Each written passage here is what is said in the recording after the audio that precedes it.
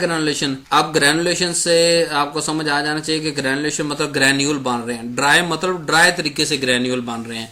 यानी कि इसके अंदर हमारे पास होता क्या है जी कि जो है हमारे टैबलेट के इंग्रेडिएंट्स लेते हैं और ऐसे इंग्रेडिएंट्स जो वाटर सेंसिटिव है, जो मॉइस्चर सेंसिटिव है, तो हमको उसको क्या करते हैं, मिक्स करते हैं। और मिक्स करने के बाद जो है वो उसको मिक्स करने के बाद हम उसको कंपैक्ट करते हैं। कंपैक्ट करने के बाद क्रश करते हैं। क्रश करके जो है वो एक स्विफ्टर में से छानते हैं। छानने के बाद उसको ब्लेंड करते हैं। फाइनल जो है चीज़ें जो है फाइनल मिक्स के अंदर ऐड करते हैं और फिर हम टैबलेट बना लेते हैं। अब इस पूरे प्रोसेस के अंदर जो मैंने आपको ज़बानी बताया कि ब्लेंडिंग, फिर कंपैक्ट यानी कि एक स्लग बना लेना, उसको क्रश करना छोटे साइज में। अब जो ये कंपैक्ट और क्रश हम जो कर रहे हैं ना, ये ग्रेन्यूल बन रहे हैं। यहाँ पे जब हम पहले कंपैक्ट करेंगे फिर क्रश करेंगे, ये ग्रेन्यूल बन जाएंगे। इनको फिर एक साइज में से गुजार लेंगे कि ताकि सारे यूनिफॉर्म साइज के ग्रेन्यूल बन जाए।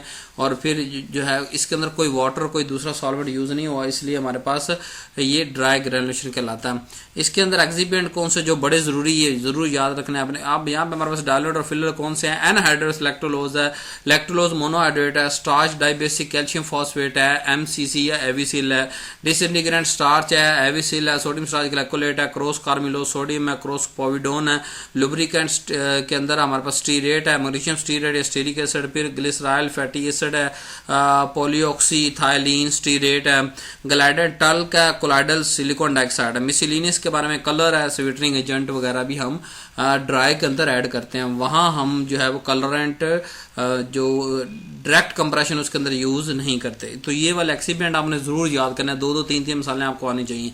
और मैं बार बार बता रहा हूँ कौन सा एक्सीपिएंट किस फार्मूलेशन में डालेंगे, ये एपीआई डिसाइड करता है। एपीआई के साथ जो जो सूटेबल होगा, मतलब अगर उसके साथ एविसिल सूटेबल है तो अब लैक्टोलोज नहीं डालेंगे, अगर लैक्टोलोज सूटेबल है तो हम एविसिल नहीं डालेंगे।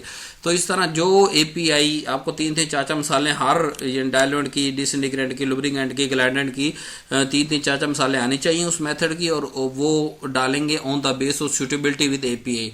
अब डायग्राम की शक्ल में देखते हैं।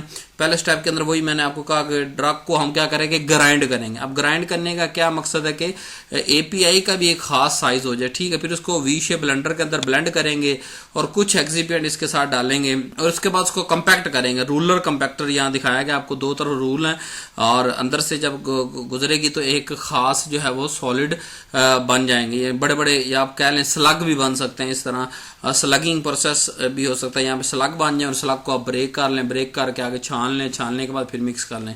तो यहाँ पे हमारे पास जब हम कंपैक्ट करते हैं तो क्या होता है, ग्रेन्यूल बनते हैं। ये स्टेप 3 पे कंप्रेशन पे क्या बनना है, ग्रेन्यूल्स।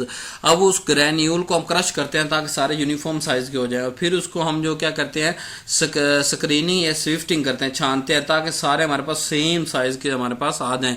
और फिर वी शेप ब्लेंडर के अंदर डालते हैं। वी शेप ब्लेंडर के अंदर डाल के बाकी सारे जो भी एक्सिपिएंट रह गए हों वो हम डालते हैं और फिर उसको टैबलेट मशीन के अंदर कंप्रेस करते हैं, हमारे पास टैबलेट आ जाती है। यहाँ पे एक जो नंबर ऑफ स्टेप मौजूद हैं, ये बार बार बता रहा हूँ। स्टेप 3 जो कंप्रेशन है, यहाँ पे ग्रेन्यूल बन रहे हैं और उनको क्रशिंग के दौरान एक साइज का किया जा रहा है, फिर एक साइज में छाना जा रहा है। इसका एडवांटेज क्या है हमारे पास है कि इस टेक्निक जो है वो जैसे जैसे वक्त गुजरता जा रहा है इसकी जो है पॉपुलैरिटी कम होती चली जा रही है। और इसकी निस्बत अगर हम ड्राई ग्रेनुलेशन करने की निस्बत हम डायरेक्ट कंप्रेशन को ज्यादा प्रेफर करते हैं। इसके अंदर हमारे पास दो थे, एक स्लगिंग था, एक रूलर कंपैक्ट। रूलर कंपैक्ट मैंने आपको दिखा दिया।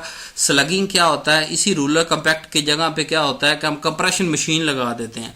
यानी ये जो स्टेप 3 पे अगर हमने रूलर कंपैक्टर लगाया हुआ है तो उसको रूलर कंपैक्टर कहेंगे। अगर हम इसकी जगह पे कंपैक्शन मशीन यहाँ पे लगा दे जो कंप्रेस करती है, फाइनल टैबलेट को प्रेस करती है।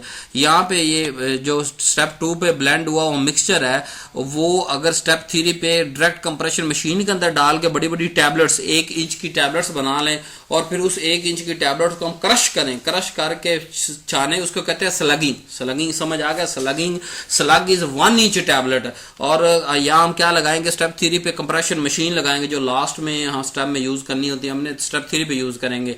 1 इंच की टैबलेट बनेगी, उसको हम क्रश कर लेंगे और उसको सीव कर लेंगे और फिर मिक्स कर लेंगे। लेकिन रूलर कंपैक्टर के थ्रू क्या होगा, इसके अंदर एक यानी कि सारी चीजें आपस में चिपक जाएंगी। 2 मेथड है इसके, या स्लगिंग के जरिए भी ड्राई ग्रेनुलेशन हो सकती है या रूलर कंपैक्टर, ये आपने याद रखने हैं। एडवांटेज क्या है कि इसमें बड़े कन्वेंशनल ग्रेड के एक्सिपिएंट डालते हैं, कोई महंगा प्रोसेस नहीं है ये हमारे पास। और जो है वो इसके अंदर अल्ट्रेशन भी नहीं होती और इसके अंदर जो ना कोई हीट चाहिए ना हमें सॉल्वेंट चाहिए, ये इसका एडवांटेज।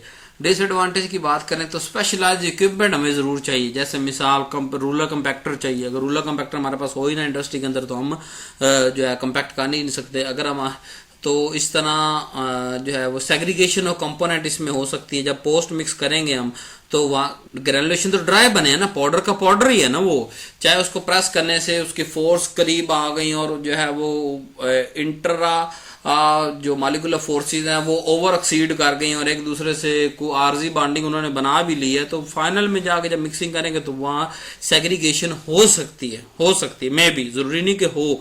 इस तरह दूसरे इशू आ सकते हैं, पाउडर फ्लो का इशू आता है इसमें जब हम टैबलेट बना रहे होते हैं। अब जब मशीन के अंदर पाउडर फ्लो का इशू आ रहा होता है ना हमारे पास, तो उसमें होता पता क्या, उसमें होता ये है कि सही साइज की टैबलेट नहीं बनती है। ऊपर से हम फ्लो एडजस्ट करते हैं, वो जब वो यूनिफॉर्म साइज का नहीं होते ग्रेन्यूल्स, तो हमें क्या होता है हमारे पास फ्लो हम मेंटेन ही नहीं रहो। जब हमारे पास फ्लो ही मेंटेन नहीं हो रहा था तो कंप्रेशन मशीन पे प्रॉब्लम आता, कभी टैबलेट छोटी बन जाए कभी बड़ी बन जाएंगी।